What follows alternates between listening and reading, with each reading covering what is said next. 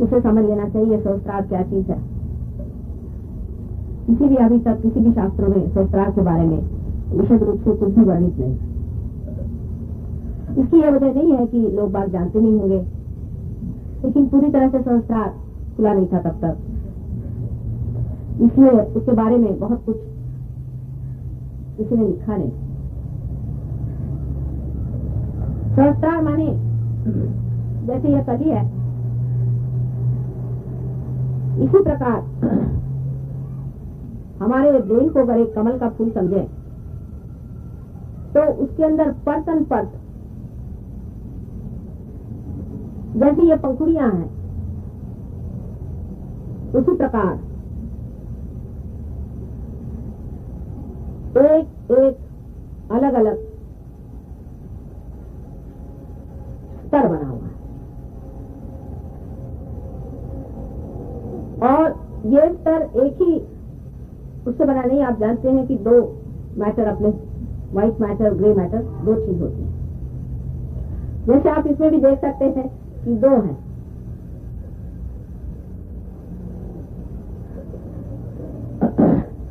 इसके अलावा अगर इसके बीचों बीच आप देखें खुलने पर तो आपको दिखाई देगा कि बीच में गाभा है और उसके अंदर हजारों छोटे छोटे पराग हैं।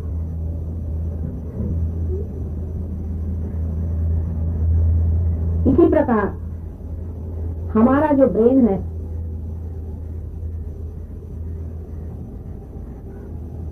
ये भी मेद से बना है, फैट से बना है, लेकिन उसकी परतें हैं। अगर आप उसका क्रॉस सेक्शन करें, क्रॉस सेक्शन यानी यहां से ऐसे क्रॉस सेक्शन करें तो, और उसको अगर आप स्टडी करें तो आपको आश्चर्य होगा कि उसके अंदर ये एक एक परत आपको दिखाई देती, जैसे कि कमल के पुष्प हो, कमल के पंखुड़ियां जैसे वैसे दिखाई देता है एकदम। लेकिन डॉक्टरों का कभी कविता से संबंध नहीं रहा तो वो इस तरह का कंपैरिजन नहीं सोचते। डॉक्टर लोग कविता के दुश्मनी होते हैं अधिक इसलिए ये चीज उनकी दिखाई नहीं देती। पर परमात्मा तो सम्यक है, इंटीग्रेटेड है, वो काव्यमय भी है और क्रिएटिव भी है।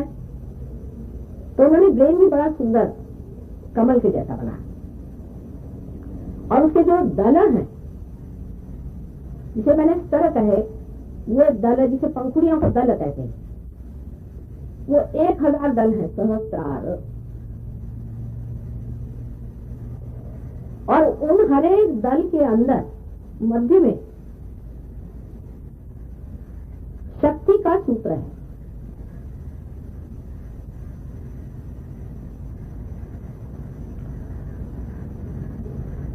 बीचों बीच नीचे उसके गाभा और गाभा में पराग है।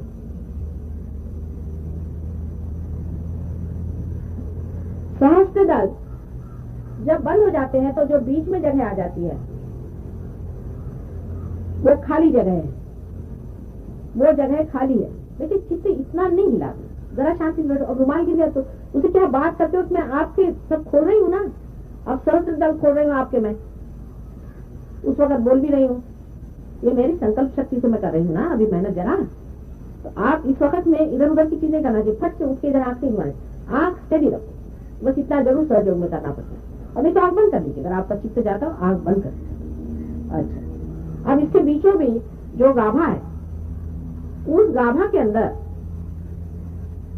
मैंने समझ लीजिए कि नीचे में तो एक जैसे कोई पलंग बिछा हो गोल सा, और उसके ऊपर जो जगह है वो खाली जगह है। इस जगह को डॉक्टर लोग लिम्बिक एरिया कहते हैं, लिम्बिक एरिया। इस जगह जो पराग है वो हमारे शरीर में जो 1000 चक्र हैं, मैंने तो आपको 7 चक्र बताया, 7 चक्र जागने से ही पार आदमी हो जाता है। उसमें से भी 9 चक्र तो वैसे भी, चंद्र सूर्य 2 और मिला लीजिए तो वैसे भी 9 चक्र। लेकिन 1000 चक्र आपके शरीर में है, वो भी जागरूक नहीं हुए, हो जाएंगे धीरे धीरे, कोई ऐसी घबराने की बात। तो ये सारे 1000 जो चक्र हैं वो इस गाभा में जो कि बेड है उस पर रखे हुए हैं, और उसके ऊपर ये लिम्बिक एरिया, उसमें से जो मेन 7 चक्र हैं, उसको क्या आप जानते हैं? मेन 7 चक्र आपके अंदर में है, उनकी सीट्स वहां पर है। वैसे ही जितने भी 1000 चक्र हैं उनकी भी सीट्स वहां पे, कुल मिला के 1000 चक्र हैं। उसमें से जो 7 चक्र हैं वो मुख्य हम मानते हैं, उसके फिर सब प्लेक्सस हैं, पर काफी वो लंबी चौड़ी बात होगी। अब देखिए कि कैसे चक्र बने हैं 7 हमारे अंदर, यहाँ से दिखाया जाए, बाहर उसका कहाँ ये आता है वो देखना चाहिए। ये तो आप जानते हैं, पीछे से ले तो पहले ये जो है एक ये आज्ञा चक्र है, ये तो आप जानते हैं। अच्छा, इसके पीछे में यहाँ पर मूलाधार 2 हो गए, तीसरे पीछे में यहाँ पर स्वादिष्ठान चक्र, उसके ऊपर में नाभि चक्र है, उसके ऊपर में हृदय चक्र है, यहाँ पर कृष्ण का चक्र है। यहाँ उंगली रखने से भी आप उस चक्र को कंट्रोल कर सकते हैं, अगर आप पार अच्छे से हो गए तो। ये सीट है, ये कृष्ण का चक्र है। इसीलिए मैं जब आपसे कहती हूँ बाल ऊपर करिए, क्योंकि कभी कभी साइड के ये जो 2 चक्र हैं यहाँ पर मैंने बताए थे, जो कि अहंकार और प्रत्यहंकार को संभाले हुए हैं, जहाँ पर बुद्ध और महावीर का स्थान है, ये भी और 2 चक्र हैं, तो 7 और 2 9 हो गए। ये हृदय चक्र है, ये हृदय का स्थान है। यहाँ जिस आदमी का हृदय कमजोर हो जाता है उसका रियलाइजेशन भी जरा सा कमजोर रहता है और उसको प्लावित कर सकते हैं। तो इस प्रकार सहस्त्रार का जो गाभा माने जो बेड है,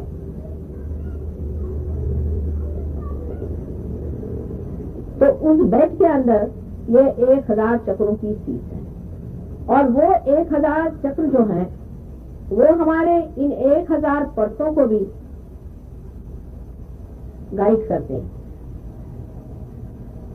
और जो बाह्य में जो बड़े बड़े चक्र हैं वो रियलाइजेशन के बाद जागरूक हो जाते हैं, कम से कम। अब सहस्त्रार रियलाइजेशन से पहले कैसा दिखता है? जैसे कि एक कली दिखाई देती है, सारी परतें ढकी रहती हैं और उसके अंदर कोई प्रकाश नहीं, नजर नहीं आता, प्रकाशित नहीं। लेकिन जब कुंडलिनी नीचे से ऊपर चलती है आप लोगों की, तो ये जो सीट है ये जागरूक हो जाते हैं, ये 7 सीट कम से कम, क्योंकि कुंडलिनी 7 में से तो गुजरती है।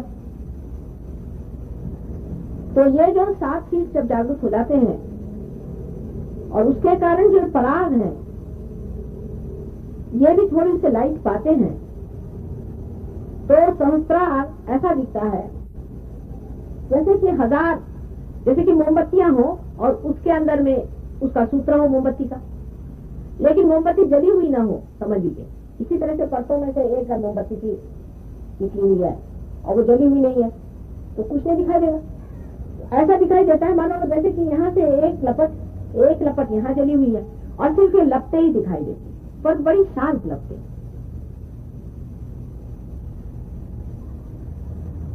बाइबल में कहा है, I will appear before you like tongues of flame.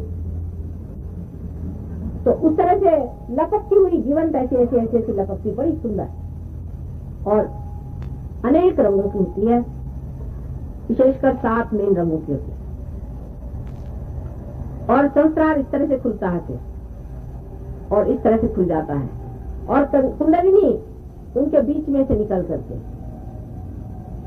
और ऊपर जाके इसे यहाँ पर आपके अगर जब कभी कोई लोग आते हैं जिनके बाल कम होते हैं तो आप देख सकते हैं कि पहले नाभि में यहाँ छेद होता है, क्योंकि नाभि से उठती है ना कुंडलिनी, उसके आगे इधर छेद होता है, फिर इधर होता है, फिर तालू में आता है और तालु में एकदम से ऐसा डिप्रेशन हो जाता है। और जो रियलाइज सोल होते हैं उनके यहाँ डिप्रेशन रहता है, जैसे बच्चों की तालु होती है, उसको बनाए रखना चाहिए। तो मैं बताऊंगी बाद में कि कैसे बनाना है। इस प्रकार सहस्त्रार जागरूक होते हैं। अब आगे की बात बहुत समझने की है। मनुष्य में उसका हृदय एक तरफ है, उसका ब्रेन दूसरी तरफ है, उसका लिवर तीसरी तरफ है। मनुष्य का इन तीनों चीजों पर कंट्रोल नहीं, वो अपने हिसाब से चलते हैं। अब मनुष्य का हृदय चाहेगा कि ये चीज खा ले, तो ब्रेन कहेगा कि मत खा, इससे तकलीफ हो जाएगी। और खाने के बाद लीवर कहेगा कि बेकार की चीज खा ली, उसको उठा के फेंक दे।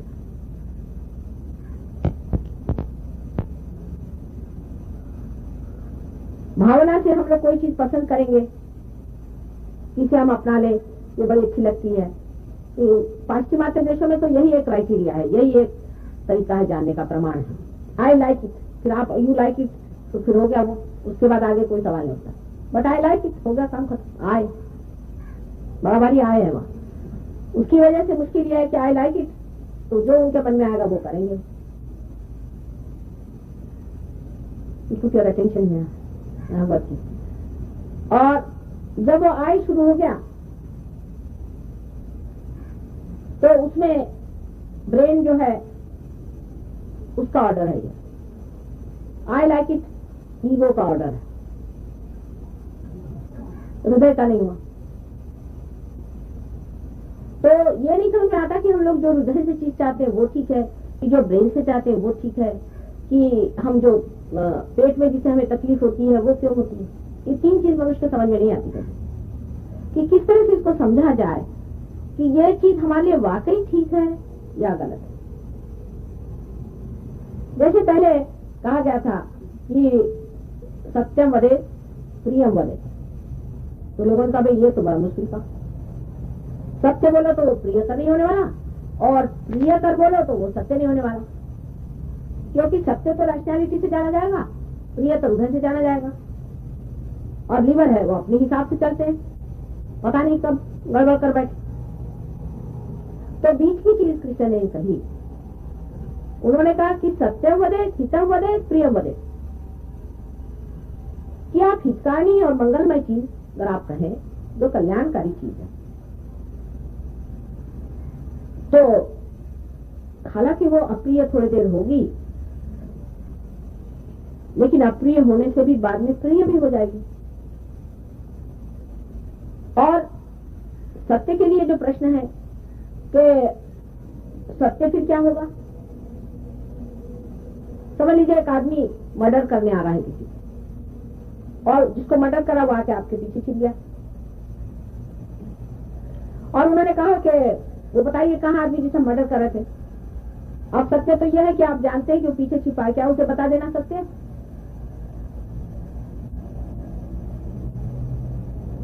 अगर ये सत्य है तो उसको आप मरवा डालिए, आप उसमें कारण हो जाएंगे कि वो आपने मरवा डाला उसे, तो फिर सत्य क्या हुआ? ये उधेड़ बुन है। तो सत्य में रैशनैलिटी काम लाते हैं लोग कि यह अनधिकार चेष्टा है, यह हमसे पूछने वाला कौन होता है, हम इसे बताने वाले कौन होते हैं। सत्य की भाषा ये, परिभाषा ये है कि सत्य को धारण करने वाला भी होना चाहिए। नहीं तो ईसा मसीह ने कहा है कि why are you casting pearls before swine.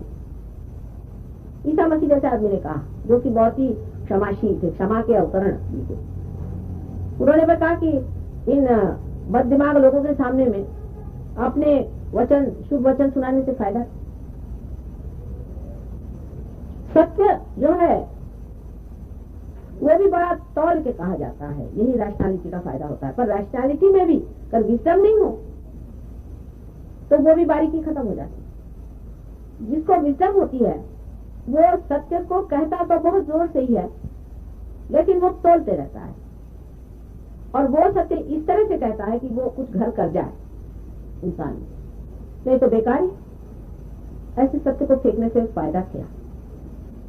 तो अब प्रश्न यह है कि इन तीनों का मेल बैठे तो बैठे कैसे। यानी हमारा मेंटल बीइंग जो है, हमारा इमोशनल बीइंग जो है, फिजिकल बीइंग जो है, और अंत में जो हमारा स्पिरिचुअल बीइंग है, ये चारों को हम किस तरह से सेटिस्फाई करें।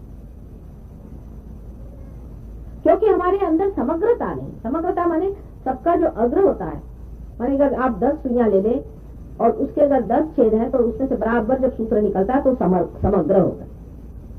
तो इंटीग्रेशन हमारे अंदर नहीं है, हमारे अंदर ही हमारे बीइंग में इंटीग्रेशन नहीं है। हमारा एक हाथ ये चाहता है, दूसरा हाथ दूसरा चाहता है, आंख एक चीज चाहती है, बुद्धि दूसरी चीज चाहती है, अहंकार तीसरी चीज चाहती है, प्रति अहंकार चौथी। तो हम लोग जैसे कि एक बिंदु पर बहुत सारी फोर्सेस उसको खींचे तो वो कहीं जाएगी नहीं, उसका कोई प्रोग्रेस ही नहीं हो सकता और वो छिन्न भिन्न हो जाएगी। तो इसके लिए परमात्मा ने एक व्यवस्था बड़ी अच्छी करी है हमारे अंदर कि जब तक आपका रियलाइजेशन नहीं हुआ, आपका इंटीग्रेशन नहीं होता, तो तब तक क्या व्यवस्था होनी चाहिए। तो उन्होंने नीचे से चारों तरफ से तो खींच लिया और बीच में से एक टेकू लगा दिया, जैसे ये पेंडल लगा है। एक पॉइंट को खूब तरह से खींच करके बीच में से अगर आप टेकू लगा दीजिए तो किस तरह से एक पेंडल बन जाता है या एक तंबू बन जाता है। ऐसे ही मनुष्य बन जाता है जब वो धर्म के सहारा लेकर खड़ा होता है। जब तक आप पार नहीं होते तब तक आप इस तंबू के जैसे बने रहें, न ज्यादा इधर दौड़े न ज्यादा उधर दौड़े, बीचों बीच स्थित होकर के रहें। और जब आपका जागरण कुंडलिनी का होता है तो बहुत ही आसान हो जाता है, क्योंकि न तो आप इधर गए न उधर की हवा में डोले हुए हैं, एकदम से छेद करके कुंडलिनी जब ऊपर चली जाती तो ये ऐसा पूरा का पूरा आकाश बहुत सुंदरता से खुल जाता है। तब आप पूरी तरह से इंटीग्रेट हो जाते हैं, क्योंकि आपके ये जितने भी चक्र मैंने बताए हैं, इसके अंदर से, इसके अग्र के अंदर से आपका सूत्र दौड़ता है। और जब ये सूत्र अंदर से दौड़ता है तो जो चित्त आपके पेट में है उस चित्त को अपने साथ अपने सर पे लेकर के दौड़ता है। अगर आपको किसी छेद में से कपड़ा घुसाना हो तो आप इस कपड़े के अंदर में सुई लगा करके या कोई चीज लगा के और इसको उसके अंदर से घुसा देते हैं। इसी बात आपका चित्त स्वयं ही उस कुंडलिनी पर बैठ करके और ऊपर आ जाता है और फिर जो सर्वव्यापी शक्ति है उससे एकाकार हो जाता है।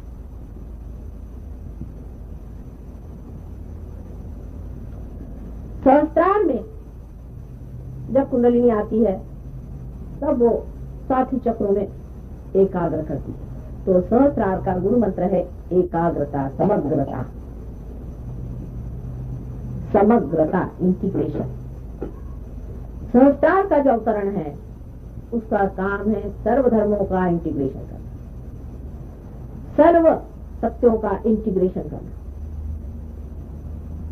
सर्व हृदयों का इंटीग्रेशन करना, सबके हृदयों का इंटीग्रेशन करना। पहले तो आपको अपने अंदर इंटीग्रेट करा दिया, उसके बाद हरेक के हृदय का इंटीग्रेशन करा, सबके बुद्धि का इंटीग्रेशन करा और सबके नाभि का भी इंटीग्रेशन करा। इसके लिए आप अगर सोचें कि आप ऐसी सुइयां ले लीजिए जो कि इस तरह रखी हुई है, आप समग्र करने के लिए इन सुइयों को बराबर बीचों बीच लाना पड़ेगा कि उनके जो छेद हैं सब एक साथ आ जाए। तो इधर उधर रहेंगे तो जब अंदर से सूत्र जाएगा तो कुंडलिनी नहीं चढ़ पाएगी। तो कुछ प्रैक्टिकल चीज है, आप समझना चाहें।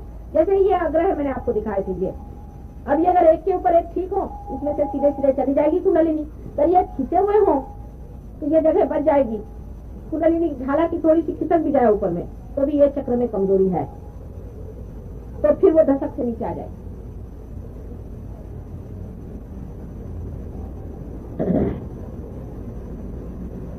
सहस्त्रार का जो काम है वो ये है कि जब सहस्त्रार के अधिकारी संसार में आए तो कुंडलिनी को उठा के और सहस्त्रार में समा के यहाँ से छेद दे। ये सहस्त्रार का काम है। एक ये बंद है, खास करके बंद है। जैसे कि मैंने कहा कि राजयोग के सारे ही बंद पहले घटित होते हैं कुंडलिनी के चढ़ने में, करने नहीं पड़ते 100 बार समझ लीजिए। राजयोग किया नहीं जा सकता, ये घटित होता है अंदर अपने। हठ योग भी किया नहीं जाता, वो भी घटित होता है अंदर। जब कोई गुरु भी कराते हैं तो वो घटित करते हैं, और अंत में जो महायोग है वो संस्कार से होता है, जहाँ की आपका मिलन का समय आ जाता है। तो सारी फोर्स जब आकर के यहाँ रुक गई तो संस्कार में पहले entry into the kingdom of haven होता है, यही है किंगडम ऑफ गॉड, यही है। इसमें जिस वक्त आपकी एंट्री होती है तो पहले निर्विचारिता आ जाती है, क्योंकि आप आज्ञा को लांघ जाते हैं, निर्विचार हो जाते हैं, जिससे अब आपका चित्त जो है विचार की ओर ज्यादा फैलता नहीं। पहले व्यवस्था ये करनी, धीरे धीरे जो भी चित्त जितना भी सकिंग कर सके कुंडलिनी ऊपर में सकिंग करनी। जब कुंडलिनी ने उसको ऊपर खींच लिया, शोषित कर लिया, जितना भी हो सका उतना ऊपर आ गया चित्त आपका, फिर वो आपकी मूर्धा जो है, जिसको कि कहना चाहिए कि ब्रेन के नीचे का हिस्सा,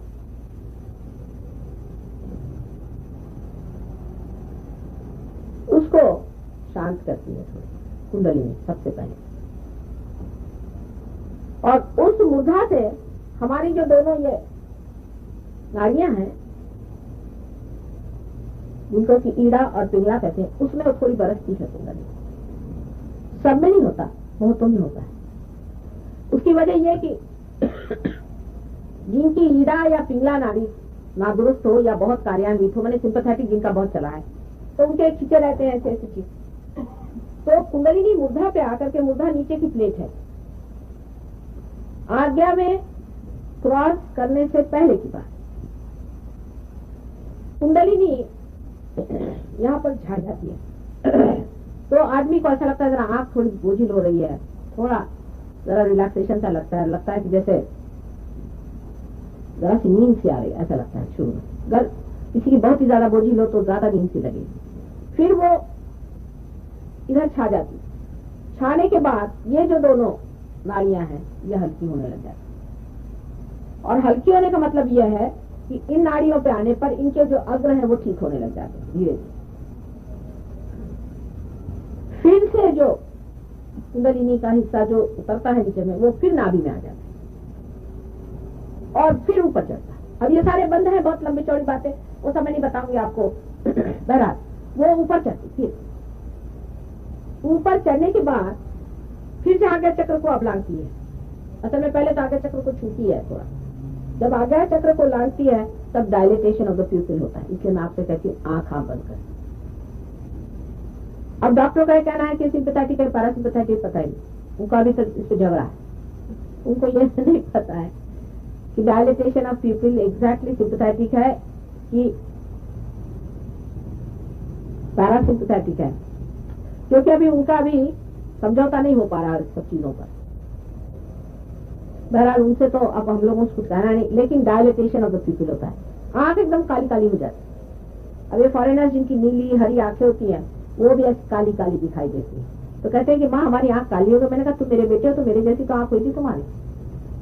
तो जो प्यूपिल एकदम डायलेट कर जाती है, कभी कभी किसी किसी में इतनी डायलेट करती है उस वक्त एक क्षण भर के लिए, ऐसा लगता है जैसे कि सब अंधेरा हो गया एक क्षण के, लेकिन अधिकतर दिखाई नहीं देता। किसी किसी को होता है, उसको घबराने कोई बात नहीं, एक क्षण के लिए होता है। एक लेडी हमारे पास लेडी डॉक्टर थी, उनको मैं रियलाइजेशन दे रही थी, उनका पूरा नहीं हो पाया, तो उनका मैं जा रही मोटर में जाते जाते उनको ऐसा लगा कि जैसे अंधेरा हो रहा है, तो गाड़ी एक तरफ कर दी, थोड़ी देर उनको ऐसा लगा, और उसके बाद उनको एकदम ऐसा लगा जैसे खिल गई हूँ। जाकर वहां से फोन किया, पता नहीं मुझे क्या होगा, मैं तो एकदम खुल गई। तो ऐसा मुझे रास्ते में हुआ था, माँ वो क्यों? तो मैंने कहा कि डायलिटेशन ऑफ द प्यूपिल हो गया था तुम्हारा, और आंखें इसीलिए मैं कहती थी बंद कर दीजिए। तो कुंडलिनी बेचारी रुकती है, वो इतना सोचती है, वो जानती है सब कुछ, इनकी आंख खुली है तो अभी जरा रुक के खुली तो इनके एकदम से आंख हो जाएगा तो घबरा न जाए। बहुत संभाल के, बहुत नाजुक, धीरे धीरे रजगामिनी जैसे उठती है, धीरे धीरे धीरे धीरे आपकी आंख ठीक से देखते देखते, और फिर तो संस्कार में इसका बंद पड़ जाता है जब कुंडलिनी आ जाती है इसमें। मैंने आपसे पता नहीं बताया कि नहीं बताया कि कुंडलिनी चीज जो है वो जैसे कोई रस्सी होती है ना, उसमें बहुत से बल होते हैं, उस प्रकार अनेक बल से बनी होती है। तो पहले तो एक दो बल ही कि जो बिल्कुल ही पियर्स कर जाए, बिल्कुल अंतरतम, मतलब बिल्कुल जिसे ब्रह्म नाड़ी कहते हैं। ये जो सुषुम्ना नाड़ी में है, इसकी बराबर बीच में एक ब्रह्म नाड़ी है। अब इतना लंबा चौड़ा मैंने बताया नहीं सब बारी, उसके अंदर से निकालते हैं, उसके बगैर तो कोई इलाज नहीं। बहुत ही सूक्ष्म चीज है। उसके अंदर से कुंडलिनी को पहले निकाल करके और उसके एक ही 2 बल ऊपर चढ़ते और चढ़ करके और यहाँ पे चित्त को ढकेलते, चित्त को यहाँ ढकेल के रखते, तो वो घटना होने की वजह से आपका बाहर से चित्त हट जाता है और यहाँ पर जो सहस्त्रार है उसको ये प्लावित करते हैं, उसको जागरूक करते हैं। उसके जागृति की वजह से चक्र भी धीरे धीरे सब जागरूक होने लगते हैं। क्योंकि यहाँ सीट है, जैसे हमारी इंडिया की सीट दिल्ली में है, आपको कोई काम करवाना दिल्ली में आना पड़ता है, चाहे मद्रास में भी काम करवाना। उसी प्रकार इसकी सीट क्योंकि यहाँ आना पड़ता है, तो जब वो यहाँ आप आ जाते हैं तो यहाँ से ऑर्डर चला गया कि हाँ भाई जागरूक हो जाओ, तो आपके चक्र जागरूक होते हैं, उसके अंदर की देवी जागरूक हो जाती है। किसी में बहुत जल्दी होता है, किसी में देरी से होता है, किसी में बहुत ही देरी में होता है, किसी में एक महीना भी लग सकता है, होता है ये तो उसको मेरा कोई दोष नहीं। उसके बाद आपका सहस्त्रार खुल जाता है, तो वो भी तभी खुलता है जब आपके अंदर संचित इतना चित्त हो जाए। इसीलिए मैं कहती हूँ कि आंख इधर उधर मत घुमाइए, क्योंकि आंख के कारण आपका जो चित्त है उधर उधर विचलित होता है। अगर आप मेरे और देखते रहे तो मेरे अंदर से वो बढ़ रही आवाज आ रही है, चैतन्य आ रहा है ना, आपके आंखों से भी चैतन्य जाता है और उससे आपके बड़ी चीजों है शांत होते हैं। इसलिए मैं कहती हूँ कि आंख खुली रखिए, लेकिन बाद में आंख जब बंद भी करवा देती हूँ कि आप बंद करिए, तो मैं आपसे यही कहती हूँ कि चित्त को जरा सा स्थिर करें, क्योंकि चित्त जैसे ही यहाँ स्थिर हो जाएगा तो वो उसका ठीक से बैठना हो जाता है, जमना हो जाता है। उसके प्रेशर से, माने ये चीज जो है मैकेनिकल नहीं, ये चीज सब समझती है कुंडलिनी, ये ऑर्गेनाइज करती है, ये जागरूक करती है और ये आपको प्यार करती है। ये प्रेम की शक्ति, जैसे आपकी माँ की प्रेम की शक्ति होती है ना, उसके 1000 गुना ज्यादा या करोड़ गुना ज्यादा ये प्रेम की शक्ति आपके अंदर है। तो ये सब कुछ बहुत सूझबूझ समझते सारा और आपको पुनर्जन्म देती है। पर संस्कार का हाथ इससे सबसे बड़ा इसमें यह है कि 7 चक्रों का समग्र इसमें जागृति होती है, संस्कार पे समग्र जागृति होती है। माने एक सात आदमी काम कर रहे हैं, अब 7 तरह के कर रहे हैं, कोई चीज बनेगी? आपको मकान बनाना है, समझ सीमेंट चाहिए, लकड़ी चाहिए, पत्थर चाहिए, उसके लिए और भी जो कुछ चीजें चाहिए। अब आप 7 चीजें अलग अलग रख दीजिए तो उसका कोई अर्थ नहीं है। उन 7 चीजों को मेल कराना, उनको कोऑर्डिनेट कराना, उनको ऑर्गेनाइज करना, और अंत में जब ऐसा पूरी तरह से स्थिति हो जाए, इतना चित्त जब वहां पहुंच जाए, उस वक्त सहस्त्रार को खोल देना, ये काम सहस्त्रार करता है। सहस्त्रार के देवता जो हैं वो निष्कलंक है, उनका नाम निष्कलंक है। उनको कल्कि भी लोग कहते हैं। कल्कि अवतरण भी आने वाला है। कल्कि अवतरण महाविष्णु का अवतरण है, मतलब विष्णु प्रिंसिपल पे ही है। विष्णु प्रिंसिपल माने इवोल्यूशनरी है, और इवोल्यूशन में 2 अंत होता है। इवोल्यूशन में हमेशा सृजन होता है और फिर संहार होता है। जैसे पहले हमारे बहुत बड़े बड़े एनिमल्स थे, मैमथ वगैरह आपने नाम सुने हैं, उनमें से हाथी भी था। तो हाथी का इवोल्यूशन हो गया, हाथी को बचा लिया गया, क्योंकि उसको पाया कि ये ठीक है, ना बहुत बड़ा है और ना बहुत बेकार है। उसको बचाया। आप गजेंद्र मोक्ष के बारे में पढ़े होंगे, विष्णु जी ने बचाया, पता नहीं कितने लोग पढ़ते कि नहीं। वो जगह भी यहाँ गंडक के किनारे बड़ी सुंदर बनेगी, कभी आपका मौका लगे तो जाके देखिए, पास ही में है, बहुत सुंदर जगह है, जहाँ वाल्मीकि जी के पास सीता जी जाके रही थी। बहुत सुंदर जगह है, देखने लायक है। वाल्मीकि नगर नाम की जगह है बिहार में, वहां गजेंद्र मोक्ष हुआ था। वो गजेंद्र मोक्ष जो है वो उस चीज क्या दिलाता है जहाँ विष्णु जी ने इन बड़े बड़े जानवरों में से सिर्फ हाथी को बचाया और बाकी सब जानवरों को नष्ट करना पड़ा, क्योंकि वो जरूरत से ज्यादा बड़े हो गए। तो हमेशा आप देखते हैं कि पेड़ में भी जब पेड़ का फूल बन गया, फूल का जब फल बना तो उसमें से कुछ चीज झड़ गई, कुछ चीज का फल बना, कुछ चीज जरूर झड़ जाती है और कुछ चीज फलित हो जाती है। इसी प्रकार है सहयोग में अभी फल लगने की बात है। अभी फल लग गए, अब जो कुछ इसमें का वेस्ट है और यूजलेस है या जो कुछ भी हानिकारक है उस सबको तो निकाल देना पड़ेगा, झाड़ना पड़ेगा। जैसे गेहूं होता है, पहले गेहूं के बाल पकने तक तो उसको हम लोग ऐसे ही रखते हैं। जब उसके बाल पक गए, धूप में सब ठीक ठाक हो गया, पूरी तरह से अलग हो गए, तब आप जानते हैं कि उसको हम कैसे अलग कर देते हैं। जब हवा चलती है और भैया उसमें पकड़ते हैं और गेहूं अलग हो जाता है और उसके ऊपर का छिलका अलग हो जाता है। ये तो आप रोजमर्रा देखते हैं। तो वो जो घटना है, वो घटना घटित होगी जब कल की अवतरण होगा। उस वक्त वो आपको रियलाइजेशन नहीं देंगे, कोई आपको बात नहीं समझाएंगे। मेरे जैसे कोई नहीं काम करने वाले, वो उनके पास फुर्सत नहीं होने वाली। वो तो बस लेकर के एकादश रुद्र, जो मैंने कहे थे 11 रुद्र अवतरण में है। रुद्र का मतलब होता है विध्वंसक शक्तिशील। तो उनकी 11 विध्वंसक शक्तियां हैं, वो जागरूक करके वो संसार में आएंगे और वो नष्ट करेंगे जितनी भी व्यर्थ चीजें हैं, उनको उनकी जगह पे बिठा देंगे और जो विध्वंसक शक्तियां जितनी भी हैं उनको पूरी तरह से नष्ट कर। और इस तरह से संसार में राम राज्य स्थापित होगा, जिसे हम कहते हैं कि परमात्मा का साम्राज्य, दाई किंगडम कम। सब लोग रियलाइज सोल्स होंगे, वो सामूहिक चेतना से प्लावित होंगे, उसी से वो कार्यान्वित होंगे, उसी से वो काम करेंगे। तो अब इसकी आखिरी स्टेज आप लोगों के सामने इस वक्त में है। यह सिर्फ हमारी सामाजिक या राजकीय या हमारी काल की गति ठीक करने वाला नहीं है, लेकिन संपूर्ण विश्व का जो कुछ भी सृजन क्रिएशन हुआ है उसकी आखिरी यह अब समय आ गया है कि इस वक्त वो उस चीज को प्राप्त करे जिसकी ये सारा